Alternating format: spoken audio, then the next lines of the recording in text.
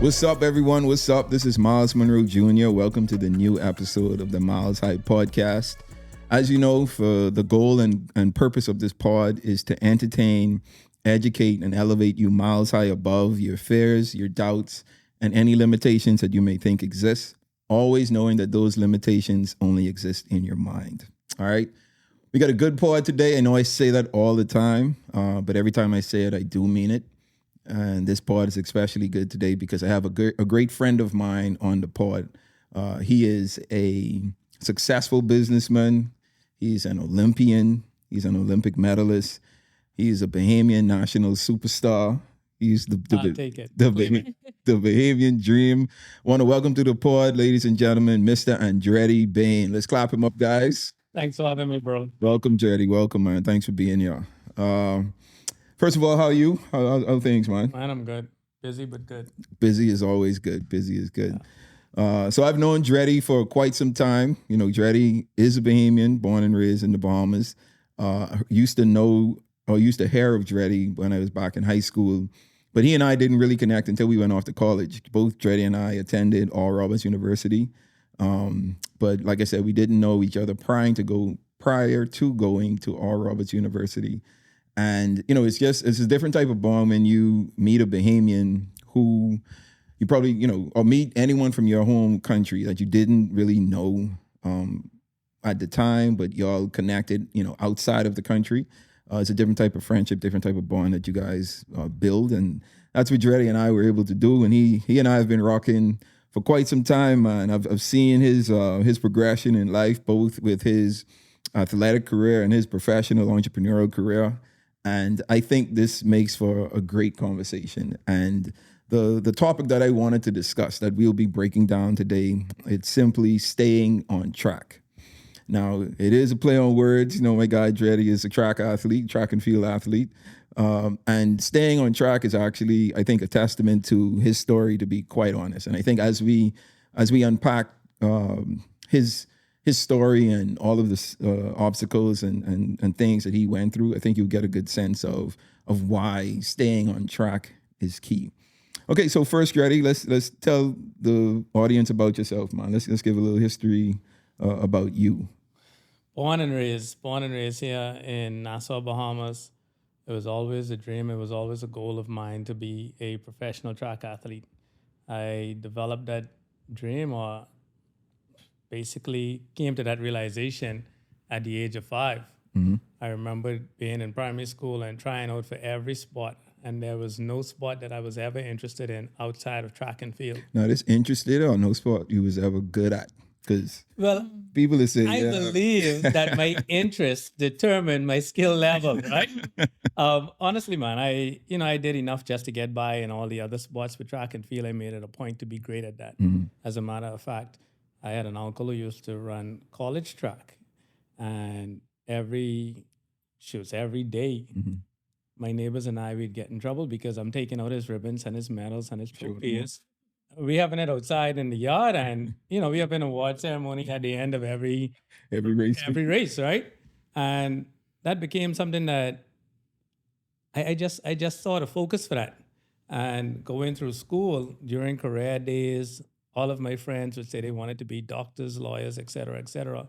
And my answer was always, I want to be a track athlete. And you knew that from early on. Early. I used to get teased about it. My friends, but Andretti won't run around circles for the rest of his life, right? But that never discouraged me. That's all I wanted to do. Mm. And I knew not how to even become a professional. As far as I can say, you just keep running until you stop losing, and then right, you just make it to the Olympics and what's not. Yeah. And so track and field has always been a part of me. I felt like it has defined my life from very early on.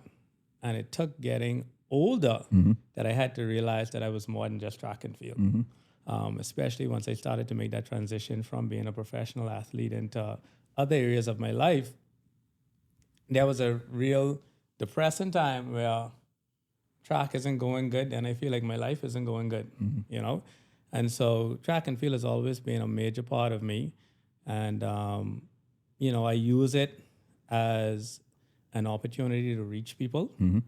I always felt like it said that it has established my platform or the stage for me to be a witness for the things that I believe in and the things that I try to encourage. Yeah. Yeah. So, and I can attest to that, right? Because I've seen, the profession of track and field like take you a lot of places. And that's kind of what I want this conversation to be about today. But let's start with, so you were in high school in the Bahamas, you were one of our top national athletes, right, from high school. And you had an opportunity to go to Oral Roberts University. Now, Oral Roberts University isn't really, a university that an aspiring Olympian would say, I want to go to, right? It's not one of those top schools for track and field. So tell me how, like, where did Oral Roberts University come from? Like, how did that happen? So my high school PE coach, one day he showed up to school with 3 scholarship papers from myself and 2 of my friends. And he says, this is a full scholarship to Oral Roberts University. Well, you guys already had a full scholarship at the time. So he apparently did all that work behind the scenes, right? Wow. For me, I wanted to go to University of South Carolina. That was like my top choice. I wanted to go to University of Nebraska. I was looking at major schools. And then when I got this scholarship offer from ORU, I started doing my research. And the only thing that was coming up from ORU was your dad, Myles Monroe, right? So to me, I was like, bro, like, I want to be an athlete. I don't want to be a pastor. Like, where you going with this? And I remembered I kept holding off, not wanting to sign. And finally, I felt like I was coming down to the deadline. And I was like, South Carolina, not returning my calls. They kept telling me, okay, we got to wait, we got to see. And Nebraska offered a deal, but, probably maybe 50%. Yeah, it wasn't a full ride. It wasn't a full ride. And I felt like with the talent that I had, I was deserving of a full ride. And so I remember the day when I signed, 2 other buddies signed, and we're excited that we're going to ORU. And then all of a sudden I got a call the next day saying South Carolina has everything got cleared up and they're sending the scholarship papers for me. You were getting a full ride to South Carolina? That's what I was going to get. Oh, wow. And at that point, I had already signed ORU. So I went to Kinsey and I said, hey, listen, those scholarship papers I signed for ORU, right? Like, let's rip that up, And to him, it was more or less, hey, it's too late. And so I had to forego the opportunity to go to South Carolina. Oh, wow. And mind you, that was word of mouth. Like, I never got the actual scholarship papers from South Carolina, right. But I got the call that, hey, they're interested now. We could start finalizing the terms. And long story short, I ended up at ORU. And man, it's been a journey from day one. So that's what I want to talk about, this journey. So Andretti and I connected on the campus of Oral Roberts University. Became really good friends. There's, I'm sure anywhere, like any person that's not from America that goes to school in America, if you meet a fellow student that's from your country, like, you guys just naturally gravitate towards each other. And that's what all the Bahamians did on the campus of ORU, right? So Andretti and Jerron and Tyrone, which is his other 2 friends, and, a number of other Bahamians that were from the Bahamas that came to ORU, like, all of us kind of just connected with each other. We would slam dominoes, every other night or every night, play some spades.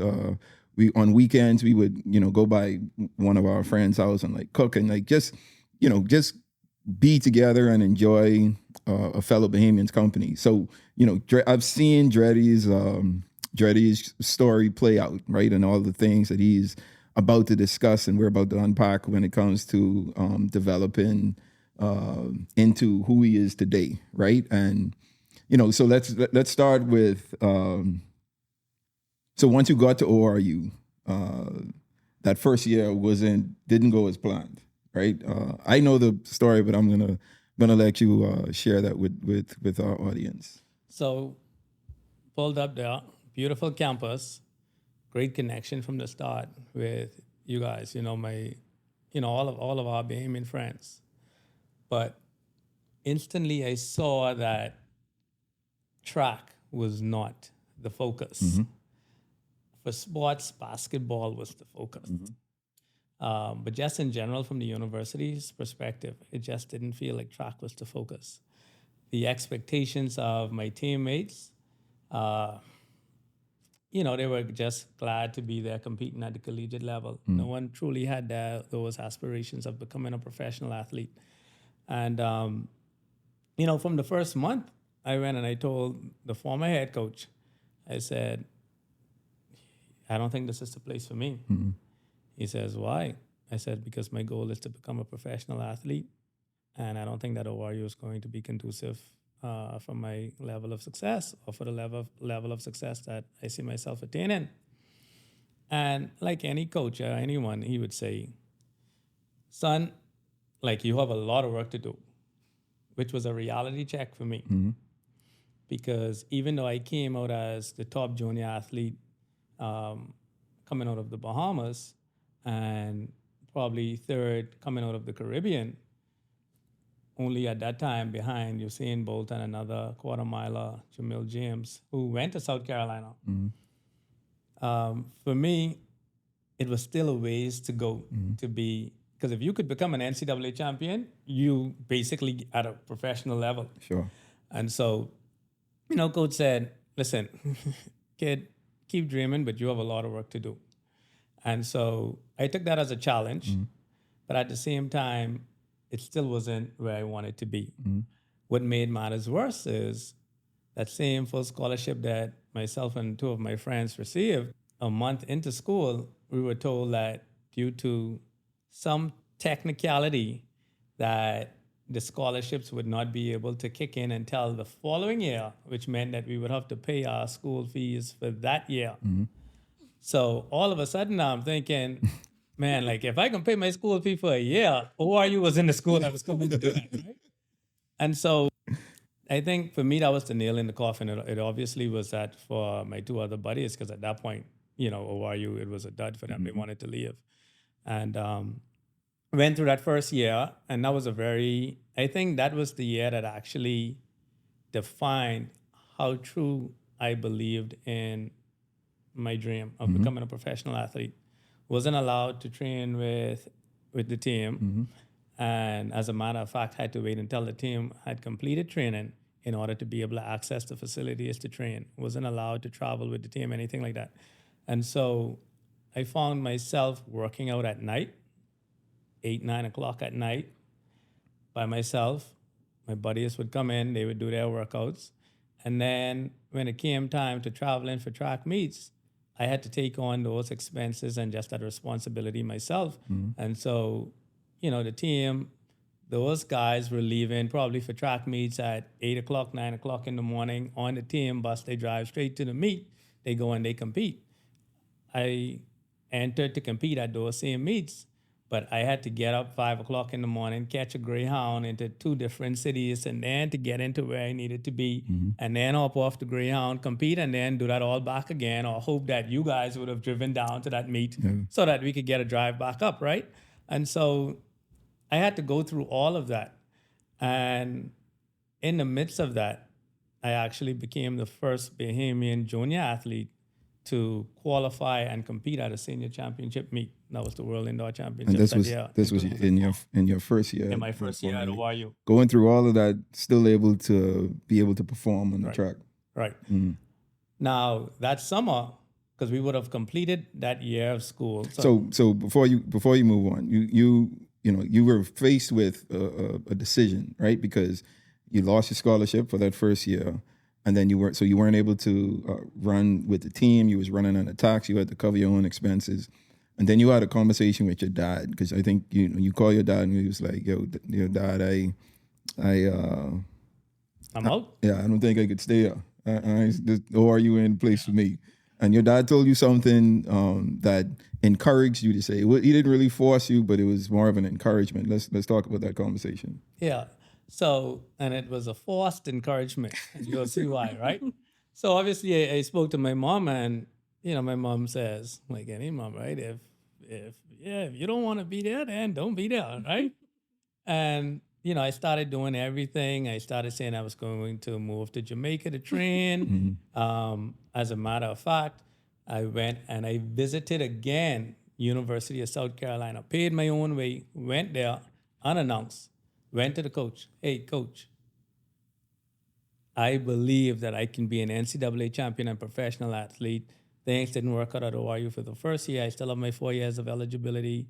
I would like to come and be a member of the team. And of course, I'm sure they're hearing that every day, all day from athletes, right? You brushed that off. Yeah, you brushed it up. Hey, kid, thanks for coming to visit, but we got to get back to practice here. I wish you all the best, right? And for me, I went back home that summer, and the forced encouragement was, son, I understand what you're saying about not wanting to go back to ORU. They haven't achieved the things that you said that you want to achieve. He said, but why don't you be the first to make it happen there? Rather than allowing the environment there to determine your success, why don't you just, you create that level of success. You show them that it can be done there. And then after that, he says, here's your ticket to go back to Tulsa.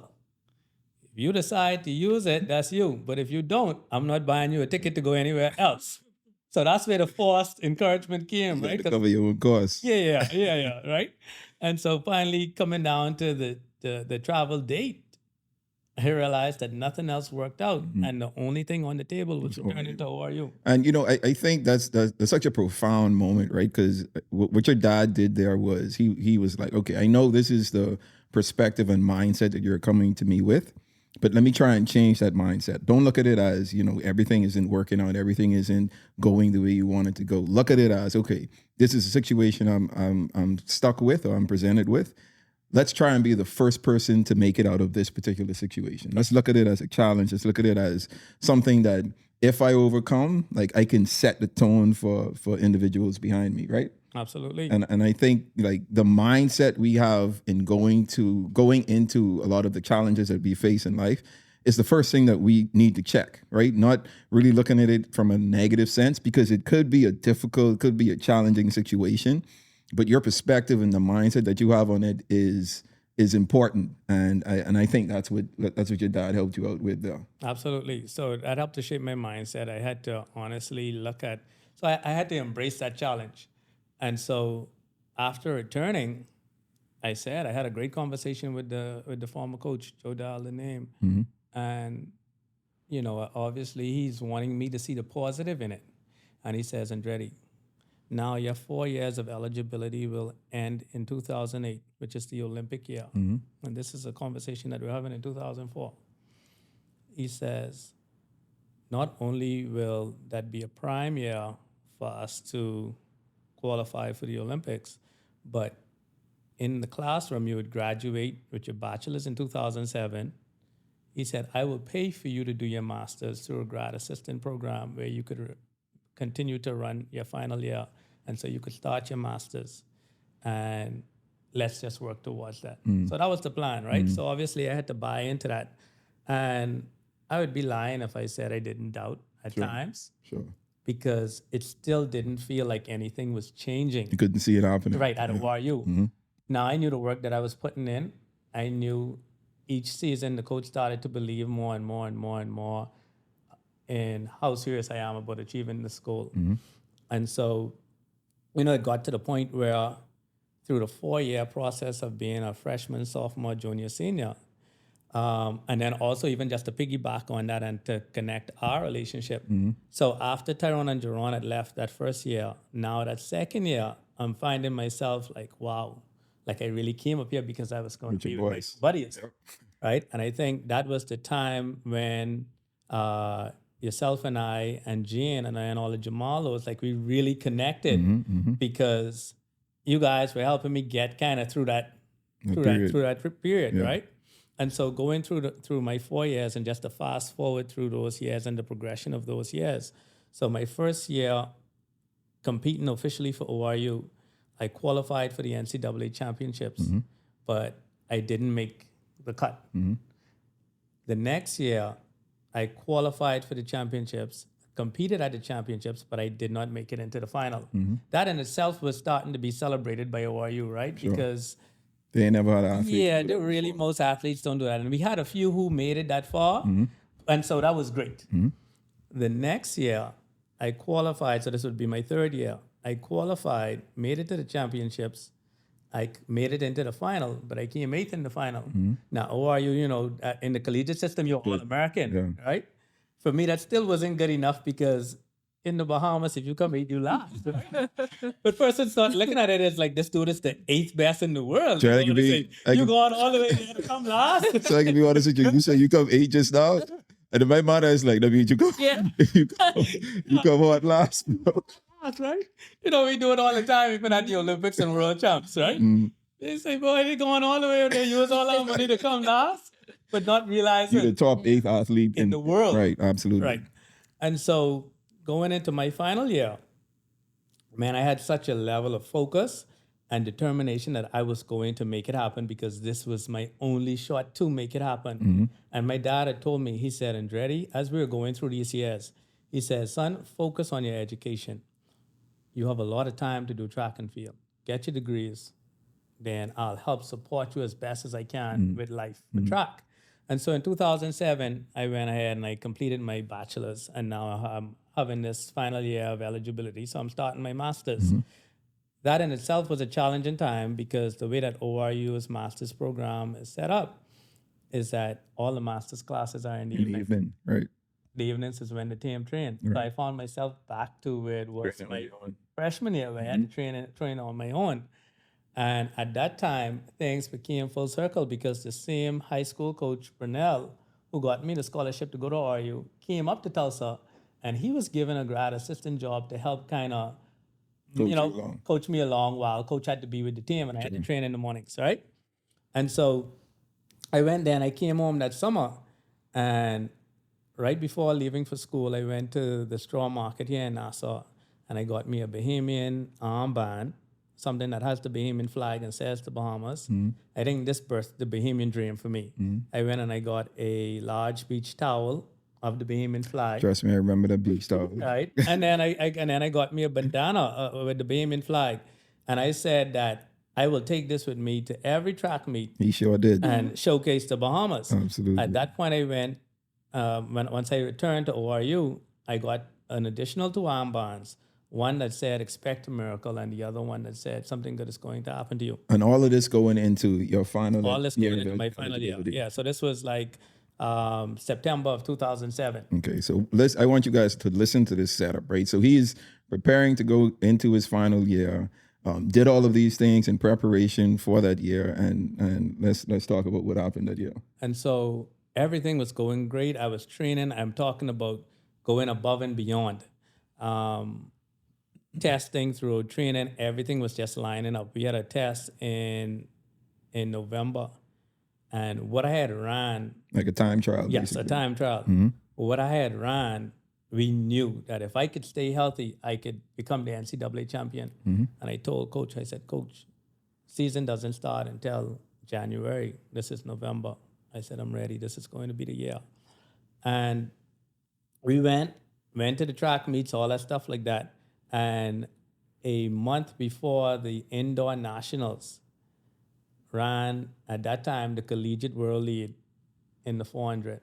Came back in the 4x4, pulled my quad. And I'm like, oh man, that's the story of my life. These injuries, And the injury was so severe that it drastically affected my training or my ability to train.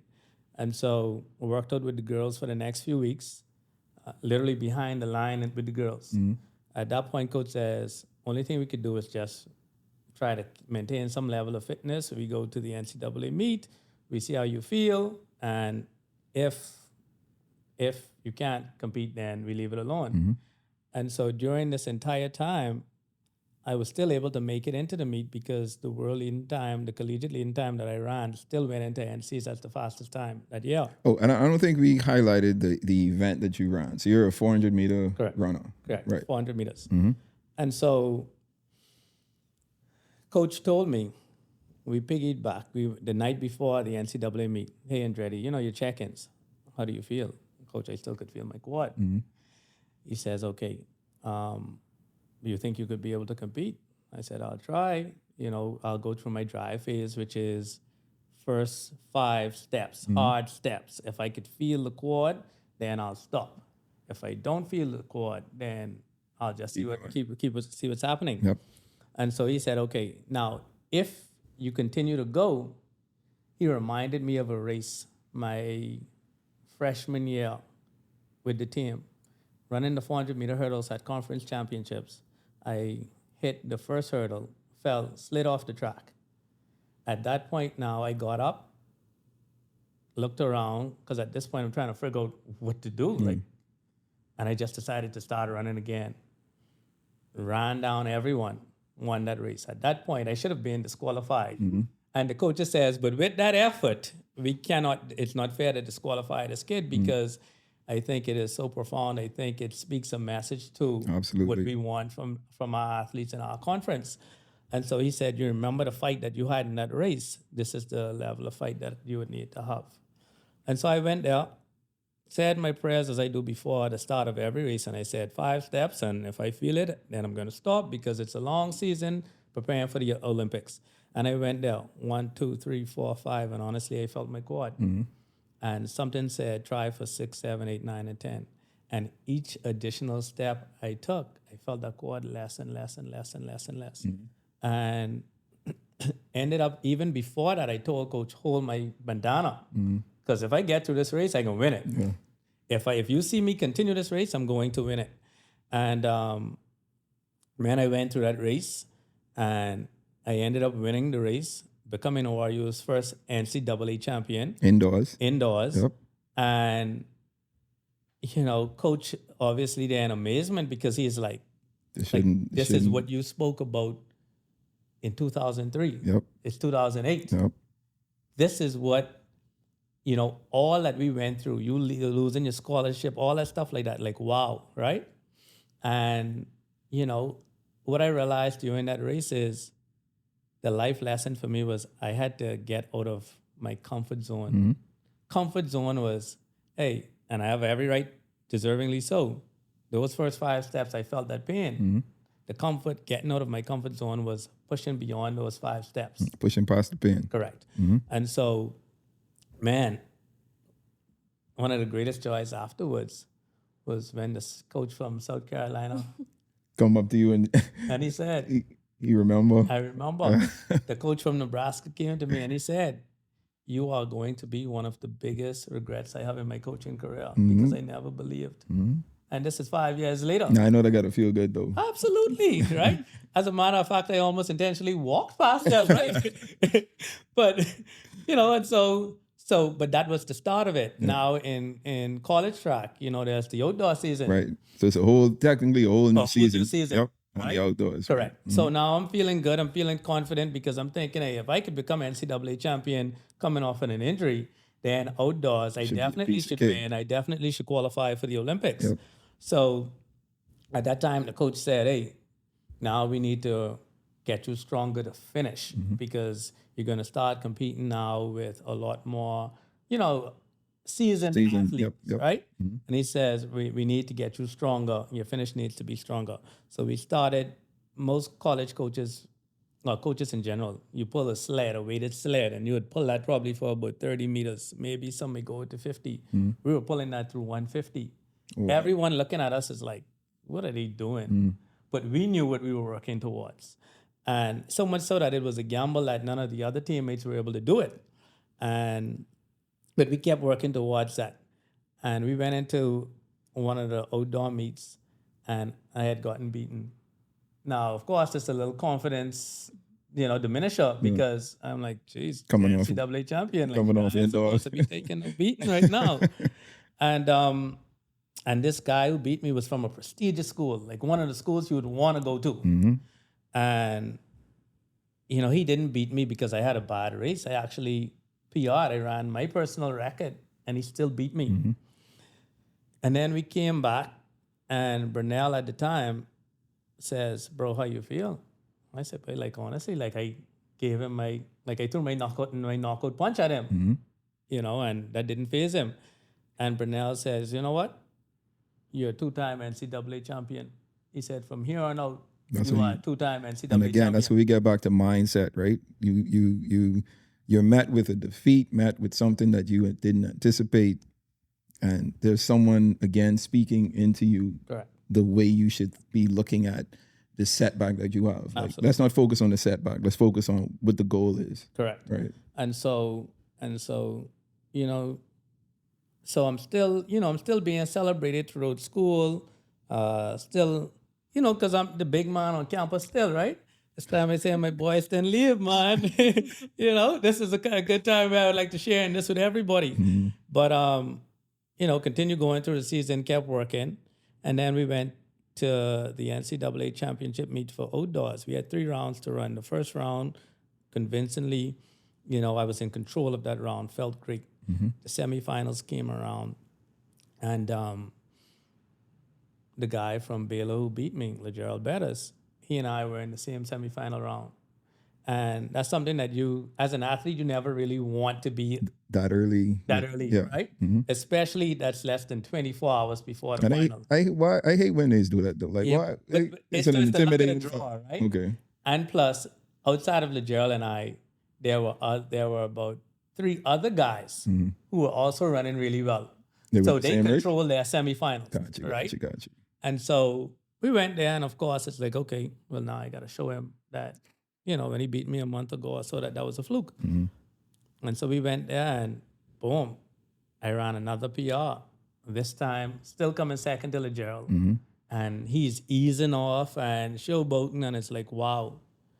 And my college coach came to me right after the race. He says, you could win this race. He said, I've been watching both times that LeGerald beat you. I've been watching these guys compete.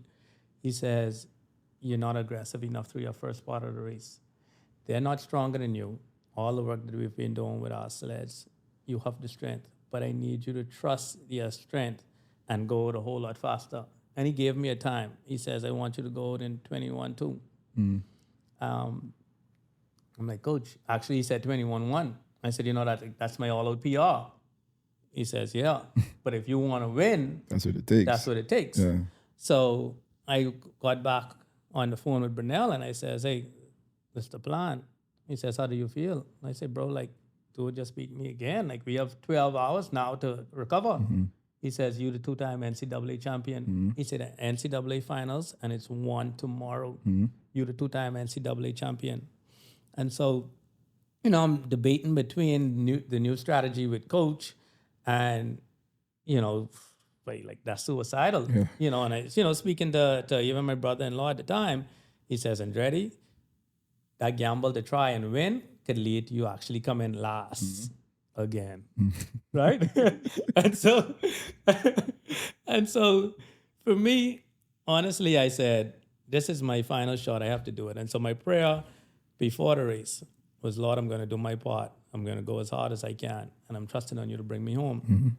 And so the race gun went off, took off, and coming out of my drive phase, like those first 5 steps, there was that tendency to pull back and get into that relaxed mode to save up for a finish. And at that point, I said, I have to go. And I just remember just going. And coming to the top of the key to turn, I felt like I was in control. And hitting the home stretch, I realized that I'm in the front. And it came to mind what my coach says, if you hit this home stretch in front, you will win. And so I'm trying to get to this finish line now, obviously, and I'm starting to hear and see athletes pull up on me. And going right to the line, I remembered seeing the guy from University of Southern California, Lionel Larry. I saw him coming up, and we both dipped for the line. And for me, I just was like, okay, get to that line, dip. It took a while for them to figure out it was a photo finish. I ended up winning in the photo finish. And what was the difference between me winning and him losing? See him looking at you. Was that during the photo finish, my head was down on my lane, and his was looking across at me. Had he probably done the opposite, he may have been the NCAA champion. Absolutely. Right? Gerald had gotten third, the guy who had beaten me those 2 times. But the lesson learned with that one, and even before even saying what the lesson learned was, my splits came out exactly what it had to be, 21-1 through 200. Wow. Right? And so the lesson learned was, one, it's so important to have positive people in your life. Absolutely. Because when I think about when I started to have those moments of doubt, And McKinsey kept saying, two-time NCAA champion, two-time NCAA champion. Two, no matter how good you are, always see how you can get better. And I thought about coming from the indoor championships. Coach Dow said that we still can get better.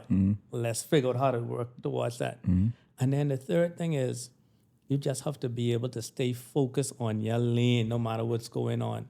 And so at that point it was like, wow, like every single thing that I went through prepared you for this. Prepared me for this moment. Yo, this is that. I mean, I think that's a constant thing that I'm able to talk about on this pod. And like I tell you guys all the time, right? Like I can say it, but when I'm able to like bring someone on and you see like live, real time examples of those playing out in people's lives, hopefully it resonates with you and you're able to adhere to the principles even more, right? Because here we are.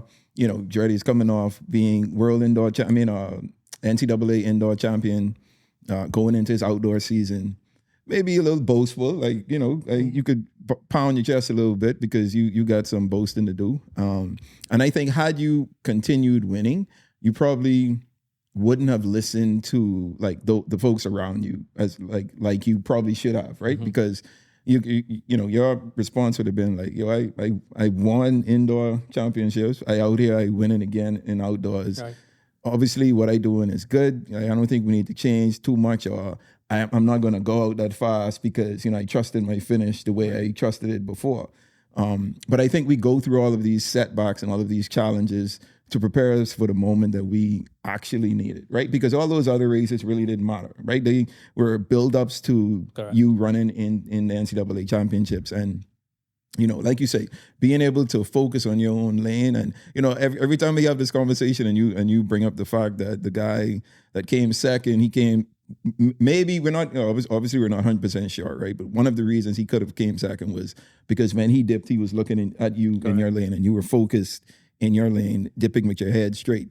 And that's another life principle, right? Focus on your race, focus on your own lane, and don't worry about what's going on around you, right? Because that can set you back or that can cause you to miss the mark. And I think like that's such a powerful testament to this first part of your story, right? Because now coming off of now two-time, like exactly what Coach Kinsey said, two-time NCAA champion. And again, having those individuals around you, I speak a lot about finding mentors and having an environment where people encourage you and push you and provide you with the mental resources and physical resources that you need to be successful. Like you clearly had that. Like you clearly had those people around you and they helped push you to, the places and limits that you needed to carry for you to make these successful feats in your race. So coming off being a two-time champion now, how did that carry your professional career? Because I'm sure you got endorsements coming on. You about to turn pro now. Your focus is the Olympics. How did things transition from now winning the outdoor championships and going into that Olympic year? Well, from then I had automatically qualified for the Olympics. I just needed to come home to the Bahamian National Trials and get through the trials. The negotiations with endorsements started the moment I got off the track, and so I was able to sign a professional contract with Adidas, and that was the part of being a professional athlete that I never knew. Like you have to be in it to experience that. Other universities had professional athletes training around them, so you would see that stuff, or you never had that. So I had to experience all of this for myself. Went to the Olympics, actually even before then, came home, qualified for the Olympics, went over in Europe, and that was an adjustment for me because I had to spend 2 months in Europe in preparation for the Olympics. Training, traveling, competing. It was a great experience, but it's a lonely experience. All right. And, was there, went to the Olympics, got a silver medal at the Olympics. And of course, it's like, hey, this is a dream year. But I still have more to do because I'm getting emails from my professors like, hey, class is done. Gotta finish this work. And so, I returned to school, Olympic medal in hand. And one semester left to complete my master's, and I ended up getting my master's that December. And, so that was like a dream year for me. 2 NCAA titles, an Olympic silver medal, and a master's degree. And like that year itself was like truly the epitome of what it was that I believed in from a child. And so, fast forward, doing the whole professional thing, all that stuff like that, and then just dealing with a bunch of injuries. And even throughout it all, I always kept the faith and the belief that if I really zone in and if I really focus, then I could achieve whatever it is that I need to achieve. Sure. And I kept open-minded about the fact that if things don't work out as planned, that they will eventually work out how they ought to be.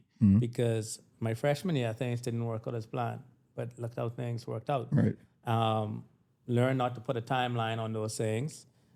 It took me 5 years basically to do what I did. To achieve your goals. Correct. Yeah. And, I went to school in 2003 going into 2004. There was an Olympics in 2004. So, of course, I was thinking that was the Olympics that I'm going to make it to and all that stuff like that. So even now, just kind of as I transition through professional athletics and then outside, other career parts outside of athletics, it's those same principles, those same life lessons that I used to guide me. Absolutely. And these principles continue to teach you, right? Like, I talk about the 3 P's to success, right? Positioning, preparation, and promotion. Like Andretti positioning himself in the right environment and the preparation period that he went through, regardless of how long it was, it prepared him for the promotion of becoming the 2-time NCAA championships, right? So now you into your professional career and you're pegged with numerous injuries, and it started to set you back a lot. Not being able to compete the way you want, not being able to train the way you want. And things didn't, things started not to work out the way that you anticipated. You eventually lost your endorsement. And then you had some real life decisions to make, right? Because you got married during that process. You had a kid during your first child during that process. So things, you started to realize you had, a whole lot more responsibilities. I got to make something happen, right? Because things wasn't working out the way I wanted them to work out in track. So let's talk about that phase now where you went pro, had some good success, but it just didn't pan out the way you wanted it to, and now you had to kind of transition or figure out what the transition was going to be in this next phase of your life. Yes, that was I think that phase was probably more depressing than the initial losing my scholarship that year at ORU. Because, when I lost my scholarship, I was 17. Mommy and daddy still could cover me, Now, like, I'm a grown man. Take care of yourself, right? Yep. And it also was depressing because I felt like I still had so much more to accomplish with track and field. But like you say, decisions had to be made. Thankfully, from just the educational background of, doing my master's, starting my PhD, all that stuff like that, that I said, hey, time to put some of this to work. And so I decided to open up my first business, which was a supplement business. So let's talk about why you chose that particular business, because it stemmed from what you did in school. Correct. So it stemmed from what I did in school. I had prepared a business plan similar to that while I was in university. Just haphazardly, no real intention of... Yeah, no real intention. Yeah. As a matter of fact, I wish I'd actually put more effort into doing it, right? When I look back, you get a class project, create a business. Yeah. Okay, cool. I'm familiar with supplements. I'm familiar with all these things. So this is the business that I created. But honestly, I didn't put much effort into it, right? And I had wished... I still did good I still got a good grade with it in class. Sure. But I had wished I had actually put more effort into it, because when I pulled that business plan out in June of 2012 is when I was told that, hey, your endorsements coming to an end in September. And so at this point now I have a few months to try to figure out how to continue paying these bills, right? And so pulled that business plan out, started working towards it, starting putting a lot more time and effort into now trying to make it a complete product. And in July of 2012 was when I actually got everything listed, got it going on. And so from there, I was able to start that business up. And it was a process like anything. You literally growing something from scratch. And so started the growth of it, and year after year, this year now makes 11 years of entrepreneurship outside of track and field. Bounced back really good in 2017. Was on track to do very well with track, and then all of a sudden I tore my Achilles. And it's like, Lord, with the messages that you're trying to send, right? But I always looked at it as every setback, use it as an opportunity to set up. And so in 2017, after tearing the Achilles, that's when I started now my health and fitness business. Okay, so you're going fast now. So you started the supplement business. Business was doing well. Correct. It was able to help you to support yourself and support your family, even though, you were going through these injuries with your professional career, wasn't able to train and run the way you wanted to and provide for yourself from, producing on the track. But the supplement company was able to do that for you and assist you with that. Yes. So that was doing good, started to run well eventually. But again, you were hit with another injury and a major injury this time. And I've Andretti and I were still maintaining our friendship throughout this entire process. So, we were staying in touch. We were having a lot of discussions, and, I was aware of like everything that he was doing and supporting him in every aspect of like every area of what he was performing in, whether it was on the track or, through his business and whatnot. So now you get to the point where you yourself were rehabbing, and then someone comes up to you and says, "Hey, and keep in mind at this time you never had a desire to become a trainer. No, you just had your store, correct, and you were being a professional athlete correct, at the time. Correct. So I was quite equipped to do personal training if I wanted to. For me, I knew the time and the effort that it took. And I always wanted to maintain that flexibility with my time so that when this Achilles get better, I could get back on the track. Right. And one day just doing rehab through my Achilles, I was out at the gym, and this lady came up to me and says, "Hey, are you a trainer?" I said, "No." She says, "Well, I'm looking for a trainer. I want you to be my trainer." I gave her trainer's numbers, and she says, "No, I want you to be my trainer." So I went back home that day, and I remembered saying, "Okay, what price would I even charge her?" I don't know, right? Like, what does the market dictate here? And so I came up with a price, and I said, "Okay, if she accepts it, then we'll see, but I don't think she'll accept it." And so I told her, I said, "Listen, before I even giving you a price, meet me at the gym tomorrow. I'll show you some stuff that you could do, and then whatever." And she says, "What's the price?" So I told her. She says, "Okay, but I'm going to meet you." She met me at the gym with the money, the exact amount. Right. And I'm like, wow, like I'm stuck now, right? And so anyway, started with that. That's how the training business. That's how the training business officially started. And then I got a call a few days later from someone else. "Hey, Andretti, I have a client, a massage client, and she needs a trainer. Would you be interested?" Okay, cool. Then led to the next, and one thing led to the next. And all of a sudden now I'm managing a handful of clients, right? At the same time, I'm still only doing this month by month, because once this Achilles get better, you're back on the track. Yeah. And so, but that started to pick up, and the Achilles injury or the recovery was taking longer and longer, right? And eventually it got to the point where I'm like, okay, this is picking up. Track, really nothing's happening right now, because I still can't get to compete at the level that I need to be at because of my Achilles. The supplement store was trying to figure that out. That obviously, was tailoring off. Yeah. And you and I had a conversation. I think this was coming into the start of 2020. And I said, "Bro, like, I need to figure out how to transition from the supplement thing, how to really pick up with the personal training thing. Right. And you had mentioned going online. So during this period, right, professionally in my personal life, if that makes sense, I was transitioning in from like, having physical standing places of points of service for our customers and kind of transitioning things online, right? So I saw this wave of online commerce that was coming about. And keep in mind, this is like at the end of 2019 into 2020.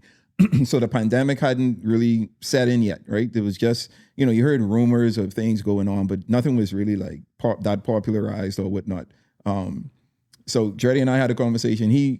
And at this time, like I could see the success in Dreddy's in the training aspect of what he was doing. Right, he was gaining a lot of clients, and making some good money at the time.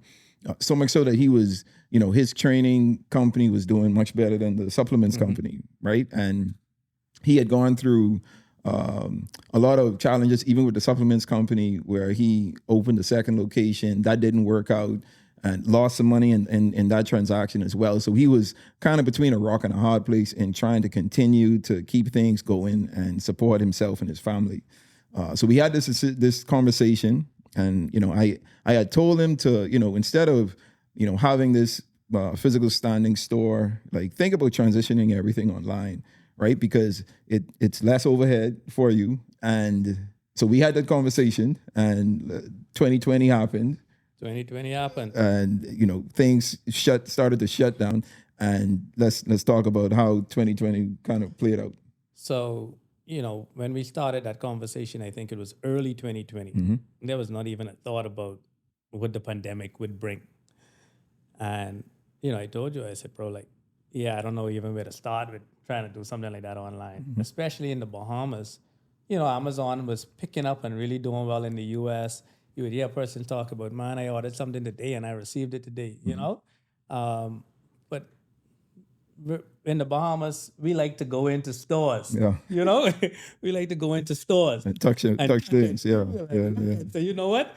I think the next store around the corner might have a lower price, so let me drive there, see, and then whatever.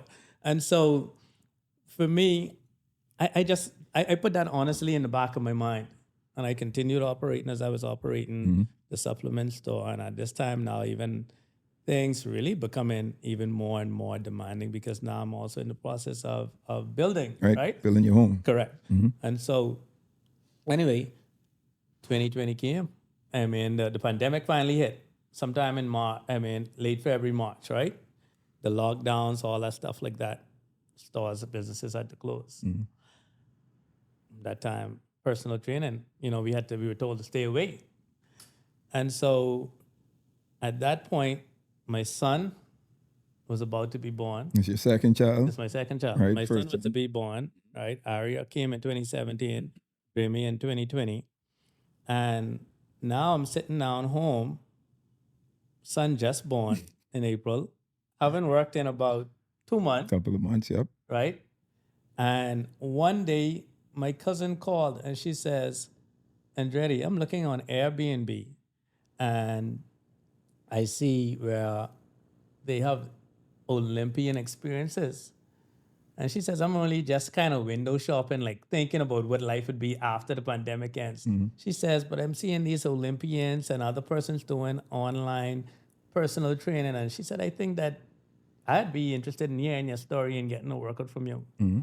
And I told her, I said, boy, Sharetta, thank you for that advice. I'll look into it. In most cases, I brush things like that off. And I did that day, right? And I sat down the next day, and then 2 weeks went by, and I was like, hold on now, we live in 2 weeks at a time because we're thinking things opening up in 2 weeks. And they keep pushing it. Correct. Yep. And so at that point, I looked into it, emailed or got in contact with Airbnb, and I had to pitch what it was that, like, why persons would be interested. Sure. And I did that. They did it. I had to audition. So basically, I had to go through my entire script, my story, my workouts, all that stuff like that. And they fell in love with it. And I went live that next week. And now all of a sudden, I'm sitting at home and making money, making good money too, right? And doing business, a global Globally, business, right? Yep. Mm-hmm. And so at that point, I said, okay, I need to build a website now. I need to do all this stuff because all of my clients now that I'm getting through Airbnb, I need to figure out when Airbnb ever stops this, how I could funnel that through my own website. Yep. And that's where I started to say, okay, you know what? I'll even take now the supplement store online and do all of this stuff online, right? And so that actually birthed the transition to online. So even though you had told me about that months prior, I couldn't figure out How to do it. and not just I wasn't taking the time to figure out because my back wasn't against the wall enough. Yeah. You know, like in one of my pods, I say sometimes we need a push, right? We may have all the information and be well equipped to do things, but we need that extra push. And you know, like Jordy said, we need to have our backs against the wall sometimes to where it's either flight or fright. Mm-hmm. And that's exactly what you had to do in this situation. Yeah. Sink or swim for me, right? Yeah. And so all of a sudden now that started to do well. And I remember things started to open up again and we were able to get back into, daily activities, normal daily activities. And at this point, the online business going well with Airbnb, doing some online personal training, getting back into my in-person. My clients couldn't wait for us to get back into it, selling the supplements online. And the Achilles started to get a little bit better where I could get back on the track. Yeah. So now I'm on the track and I remembered such a disappointing race. It was like my first race back. And I'm sitting there and just couldn't go to bed that night. Jeez. And all of a sudden I got an email ping. And when I looked, it was a Google booking. New client. 500 virtual session for 500 of their employees, right? Throughout all their locations, right? Globally. And when I saw what the payment was, I was like, started to feel a little better. The last time I made this type of money in track, and I ran here losing sleep over track right now. and so it really opened my eyes, right? But at the same time, it helped me even to transition even to the process with track, where I fell back in love for track for the joy of running and not necessarily because for the need. Correct. Right. And so at that point, I just started to just dive in head first with really growing the business. And much so that my boy now has he don't. I ain't gonna talk all your business. Please don't. I can talk all your business, bro, but he's really growing a successful business, right? We talking 6 figures, right? And seeing where he came from to where Andretti is now, man, is so commendable, and I'm really proud you stay on track, right? I'm the way that you have gone through your obstacles and came through them on top encourages me when I meet those similar obstacles, and I'm hopeful that it will encourage our audience as well, to grow a business that was just a happenstance meet with a lady that wanted you to train and was adamant about you training, to now you're able to service clients around the world. Absolutely. From here in the Bahamas, from humble beginnings and making some good money while doing it. Yeah, and that's something that I'm extremely grateful for, right? And I look back at it. I remembered my first client, the bill that I gave her was $200. You know what I mean? And I made $200 that first week, and then that month I think I probably cleared like $1,000, and I was feeling great, like this extra grand, this 12 grand a year, this thing. And now to see where the business is at now, and it's at the point where thankfully, like sometimes I don't have enough time for all the clients, like every literally, Yeah. But then not just that, it's not even for the money for me anymore. Well, it's never really been that. It's always been the purpose behind it. Sure. In this field, in health and fitness, the greater majority are the ones who are concerned about that body image. I really don't do much advertising with my health and fitness business because the word of mouth and the referrals that I get from my clients, that speaks for me, right? And like I try to stay away. Yeah, it's okay. I have clients who want to fit in this dress, whatever like that. But most of my clients now, I try to let them see purpose through what it is that they're doing, Right. right? Persons who could tell me, hey, you know what? The doctor tells me I need surgery if I'm going to ever be able to do a squat again because my core is too weak. I don't want surgery, Andretti. Can you help me? And we're going through that process, and all of a sudden, they're doing all of these things without the need of surgery. And so it's like just kind of finding those life lessons and just the purpose behind a lot of that stuff, right? And being able to help persons to get beyond the artificial or the superficial. I think that's the biggest enjoyment that I get with my health and fitness business. And then honestly, it's just my dad always says positioning and relationships. Position yourself to where any opportunity that becomes available, you'll be prepared for it and build the right relationships so that when those opportunities come, people could be able to say, I refer Andretti. Right. And even when I think about now, like what comes about or what came about with Oral Roberts University and, the consultant. And again, so that's where this culminates, right? Because it comes full circle. So you have grown this successful training business. You a global trainer at this point. ORU comes knocking and says, "Hey, Andretti, we have you on a short list of individuals that we want to bring back to become one of the coaches of our track program." So let's talk about that conversation and the decision now that you've made to join the coaching staff at ORU. So last May, the former coach, Coach Dial, decided he was going to step down, and I went up to visit. Always kept in contact with ORU, with him, all that stuff like that, with the track team. And I got a call about a week after, like saying exactly what you said, like, hey, we're looking to transition the program. We want to know if you'd be interested in joining our coaching staff. I was flattered. I was honored. It was something that I never saw happening because that wasn't a goal of mine. Right. And like with any opportunity, you would take the time to think and consider. And I thought about it, and I felt like moving to Tulsa permanently wasn't in the cards for me right now.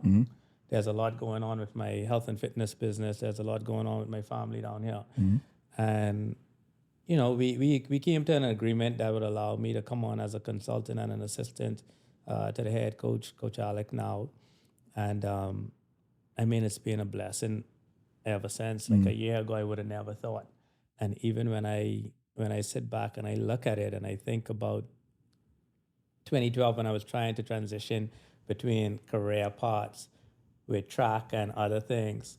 And just to quickly touch on it, even the situation with my dad, like I wanted to go and work for my dad. Yeah, because your dad has a pharmaceutical company. He has his own pharmacy store. And it's a successful pharmacy here in the Bahamas. Yes. And been doing well for years.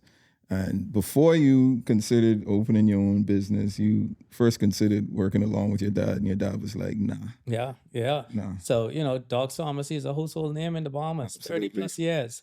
And, I'm thinking, man, even throughout all my life, I always thought of that as my fallback. Like when I'm done with track, I'm going to go work at Docs, right? I'm going to take over Docs. The family business. The family business. Yeah. And, I told my dad, I said, listen, I get 3 months to transition now from track and got to figure out what else to do.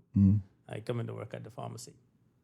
3 times, my dad basically turned me away, right? And I couldn't understand it. And when I look back now, I could say that I'm glad that he actually did. The same as with ORU, I'm glad that I lost my scholarship that first year. I'm glad that my dad never gave me that opportunity at the time to say, come into the pharmacy, because I may have settled. I may have settled for just running the family business. But because of that, it forced me to really think outside the box, try to create my own brand, my own businesses and all that stuff. And so when ORU came along, I felt great about the opportunity, but I felt like the timing just wasn't right to go into that full time. Right. And so, it's great that they've decided to accept, I guess, what you would consider a counter offer in terms of a consultant and assistant to the head coach, Coach Alec. And so I'm able now to balance my time between my health and fitness business here in the Bahamas and then spending time up there at All Roberts with the track team now. And who knows? One day you may possibly be able to take over the program and become the head coach yourself. But I just putting that out there. We ain't gotta. You don't have to say nothing about that. I just kind of putting that in the air. Eventually, right now, Coach Alec doing a great job. Yeah. I'm glad to be in the role that I'm in to support him and ensure that we're achieving, the goals and the mission of the team. And, I told him for as long as he's in that position, I'm going to support him as best as I can. And, whenever he decides to retire from that position, then we'll reconsider. But for right now, my job is just to support him as best as I can. Nah, man, that's awesome, right? I think this story, starting with ORU and now ending with ORU and you going, being a consultant on the program to the coaching staff, I think it's just a testament to what life is, right? Life isn't this linear line that takes us from birth to death, right? It's line that with highs and lows, with obstacles, with ups and downs, all these twists and turns that we go through. But everything is preparing us for the next phase, right? The next step in our life. And I think we have to, like Andretti said, we have to change our mindset, or we have to have a certain mindset when we're thinking about the decisions that we face, the things that we want to accomplish, or even the setbacks that we're experiencing, right? How am I going to respond to this setback? What mindset am I going to have? Am I going to look at this as a defeat? Or am I going to look at this as a lesson that I can learn from and, push myself towards being able to overcome it? I think this story is great, man. Andretti, I'm proud of you. I'm proud of the things that you've been able to accomplish, both professionally in athletics and in your businesses, man. My wife and I are great friends with your family, your extended family as well, like your mothers, your parents, and your wife's parents and family as well. I love the fact that I've seen your story progress. And just proud of what you've been able to accomplish, man. I appreciate you, bro. And one of the things that I could say is you've always been, a role model for me, even as a friend. We don't find that too often within our friendships. We see that with adults. But I've always, seeked you for guidance and counsel and all that stuff like that, just in regards to, hey, bro, like, what do you think about this? All that stuff like that. And so I've always appreciated that and definitely proud of what it is that you're doing and growing your business and all that stuff. Of course, what you and Sharice doing as well. And so you keep it up as well. Thank you, man. I appreciate it. I have two questions. Sure. Andretti, how do you think life would have turned out for you had you gone to South Carolina? And do you think if you had not had your injury, if you had not had your injury and you'd gone back to the Olympics and to running professionally, how do you think that would have affected your trajectory into the businesses and coaching and where you are right now? I think I still would have I think I would have won NCAs at South Carolina. The impact of winning NCAs at ORU compared to South Carolina would have been totally different. South Carolina had multiple NCAA championships. ORU only had one at the time. And so the opportunities, the networks, the relationships that I've been able to build, become an NCAA champion at ORU, I think those opportunities are bigger than what I would have gotten had I gone to South Carolina. And so I don't regret not going to South Carolina. I think it comes back to what my dad said, like, you be the first, because the first would always be appreciated much more than another, right? It's a much better story anyway. Yes. Yeah. In regards to the injuries and all that stuff, had I been focusing a little bit more on track and field, I know for a fact I would not have been where I am right now with my health and fitness business, with my coaching career at ORU. I would not have dedicated the time to that because of the amount of time that it takes to focus on being a full-time professional athlete. And this here is something that I can do for the remainder of my life.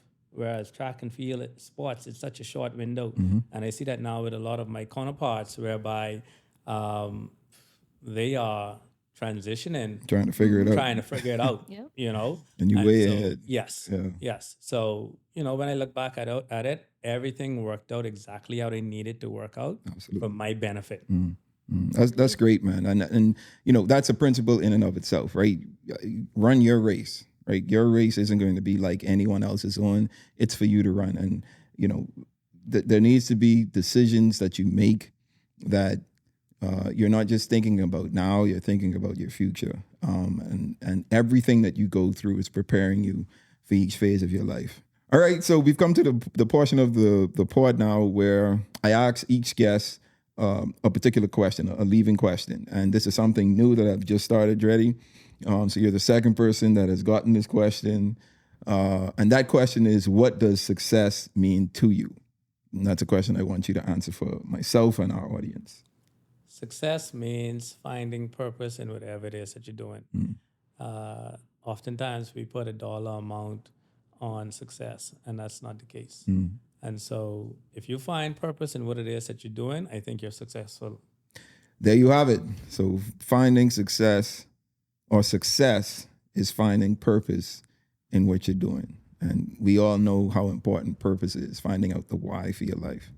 All right, appreciate that, Andretti. Thanks, Andretti. So, you know, let's give everyone some contacts if they want to get in touch with you, because I know your business is global now. So if we got international listeners that may want to, you know, do a training session or get some supplements or anything, let's give folks some contacts that you can they can get in touch with you. Everything goes through AndrettiBain.com.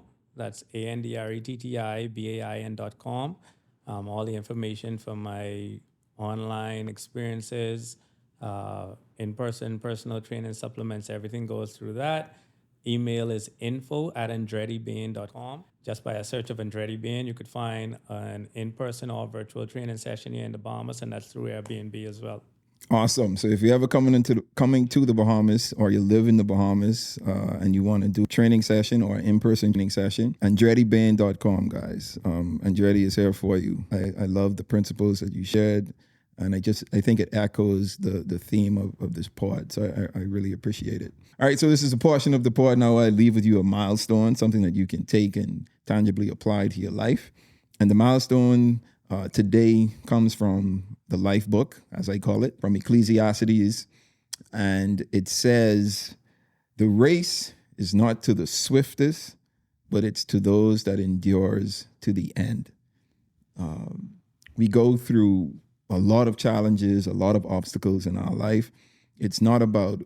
Life isn't about who finishes first.